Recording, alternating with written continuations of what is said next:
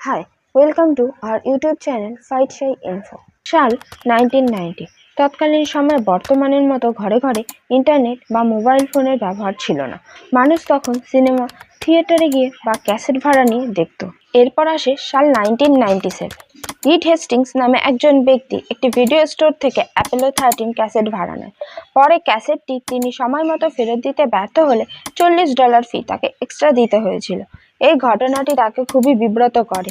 Read Hastings একটি জিমে কাজ করছিলেন। সেখানে সে বুঝতে পারলেন জিমের পেমেন্ট মডেল কতটা সুন্দর। মাসিক মেম্বারশিপ ফি দেওয়ার পর যত খুশি ব্যায়াম করতে পারে। তারপর তিনি ভাবলেন ক্যাসেট ভাড়ার ক্ষেত্রে অনুরূপ মডেল ধার্য করলে তো ভালোই হতো। রিড হেস্টিংস তার বন্ধু মার্ক র্যান্ডলফের সাথে ধারণাটি ভাগ করেছিলেন। সেই সময় মার্ক র্যান্ডলফ Amazon.com এর অনলাইন বই বিক্রির ব্যবসায়িক মডেল দেখে খুব মুগ্ধ হয়েছিলেন।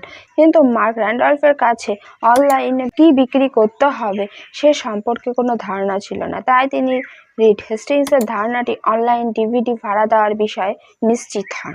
যেই ভাবা সেই কাজ, তারা প্রতিষ্ঠা করলো নেটফ্লিক্স নামক অনলাইন ডিভিডি ভাড়ার দোকান, যা আজ আর কারোর কাছে অপরিচিত নয়। নেটফ্লিক্স খুবই আজ একটি জনপ্রিয় নাম। নেটফ্লিক্স হলো American subscription video on demand over the top streaming service. শুরুতে তাদের কর্মচারী ছিল 30 জন এবং ডিভিডি সংখ্যা ছিল 925টি। 1999 সালে তারা মাসিক সাবস্ক্রিপশন চালু করে। 2007 সালে কোম্পানিটি ইন্টারনেটের চাহিদা অনুযায়ী ভিডিও চালু করে। আগে দর্শকরা টেলিভিশনে একটি পর্ব দেখলে পরের পর্ব দেখার জন্য এক সপ্তাহ বা তার বেশি অপেক্ষা করত, কিন্তু নেটফ্লিক্সের সমস্ত পর্ব একসাথে প্রকাশ করতে থাকে। বর্তমানে এই ইউজার সংখ্যা দাঁড়িয়েছে 277.7 মিলিয়নেরও বেশি। নেটফ্লিক্স এখন কন্টেন্ট কেনার পাশাপাশি তারা শুরু করেছে নিজস্ব প্রযোজনা।